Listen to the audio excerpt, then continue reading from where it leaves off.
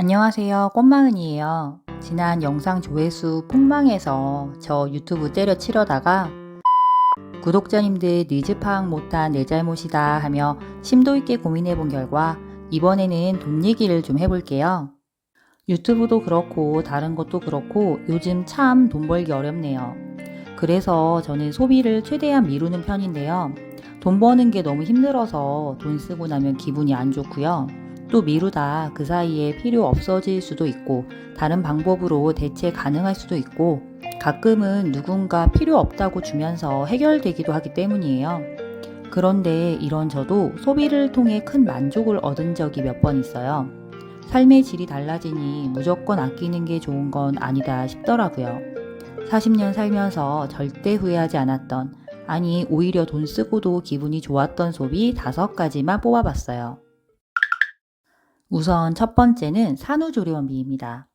솔직히 산후조리원 한번 갔다 나오면 한 달 월급 그냥 날라가잖아요. 제가 2017년에 첫째 아이를 임신했는데 당시 조리원 비용이 2주에 270에서 300만 원 정도였어요. 하루에 20만 원씩 쓰는 건데 당연히 저는 이 돈이 너무 아까워서 친정 엄마에게 10만 원씩 드리고 집에서 조리를 받으려고 했었거든요.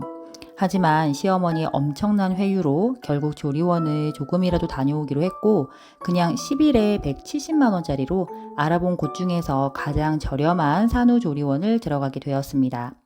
그리고 저는 바로 깨달았습니다. 아, 내가 뭣도 모르고 짓거렸구나. 산후조리원에 있을 땐 몰랐어요. 그런데 집에 오고 나니 산후조리원이 진짜 천국이었고요.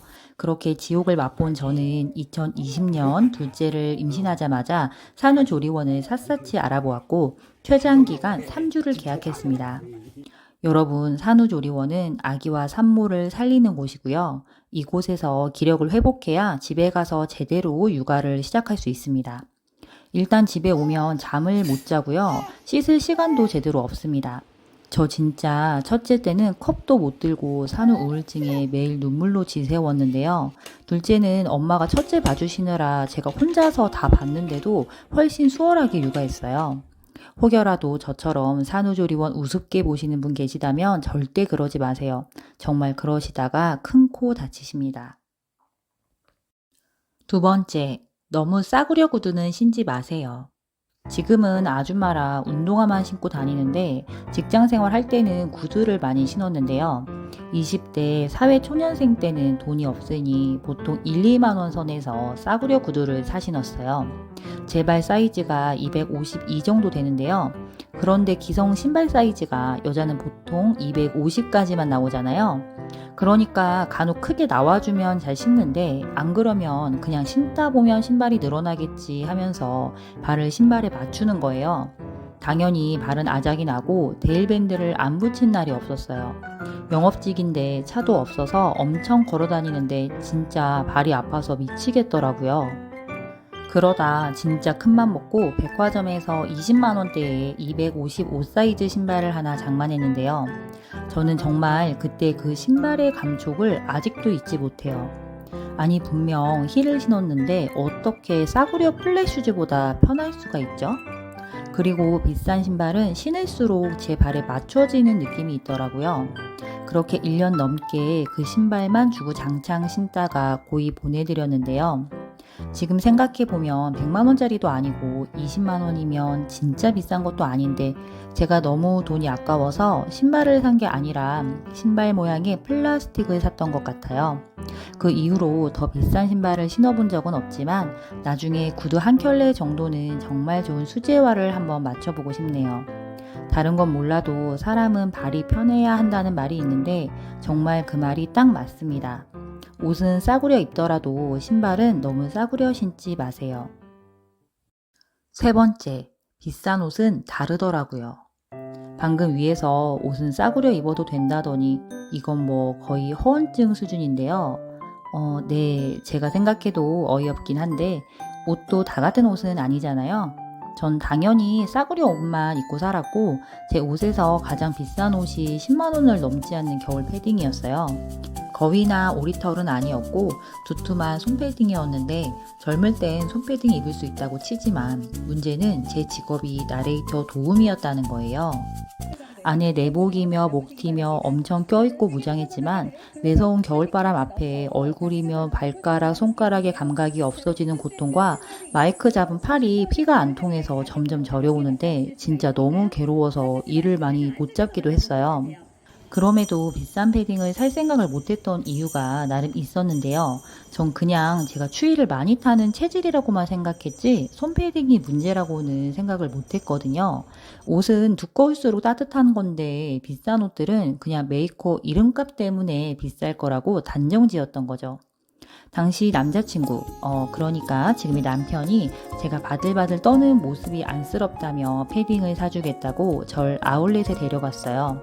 저는 온몸을 가릴 수 있는 롱패딩을 골랐고 당시 할인해서 30만원짜리였는데 진짜 깜짝 놀랐어요.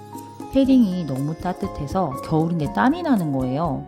그 패딩을 지금까지 입고 있는데 아직도 저의 최애 옷이랍니다. 그리고 이제 저도 너무 싸구려 옷은 지양하고 있어요.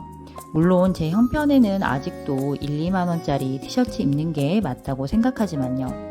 가격대 있는 옷을 살 때 좀 후달리긴 하지만 그만큼 무조건 10년 이상 입을 생각으로 신중하게 구매하고 있습니다. 네 번째는 보톡스입니다. 저의 외모 자신감은 보톡스를 맞기 전과 후로 나뉜다고 할 수 있는데요. 여기서 여러분들께 보톡스를 맞으시라고 말씀드리는 건 아니고요.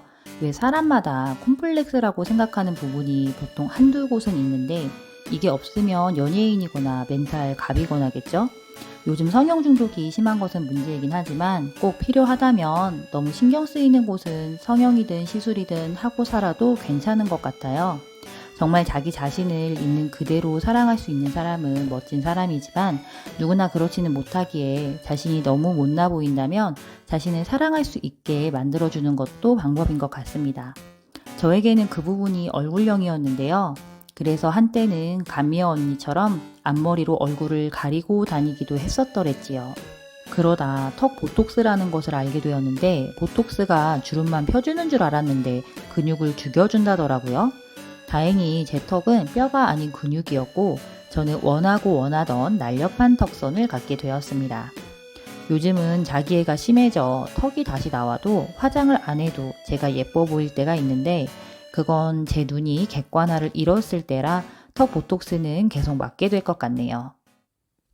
마지막 5번째, 기부를 해보세요. 기부?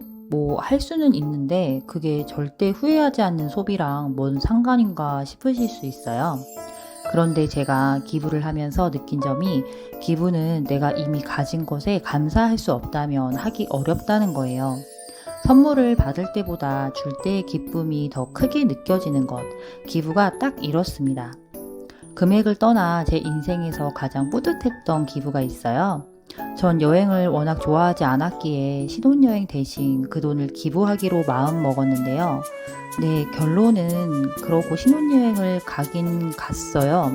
어머니가 아니 신혼여행 안 가는 사람이 어디 있니? 라고 하시면서 우리 아들 신혼여행도 못 다녀오는 거니? 라는 슬픈 표정을 보이셔서 2박 3일 100만원 들여서 다녀왔고요. 원래 100만원 기부하려고 했다가 여행을 가게 되니까 순간 돈이 아까워서 50만원만 기부했는데요. 시간이 지나고 그때 50만원이 아니라 100만원 할 걸 오히려 이렇게 아쉬운 느낌이 들더라고요.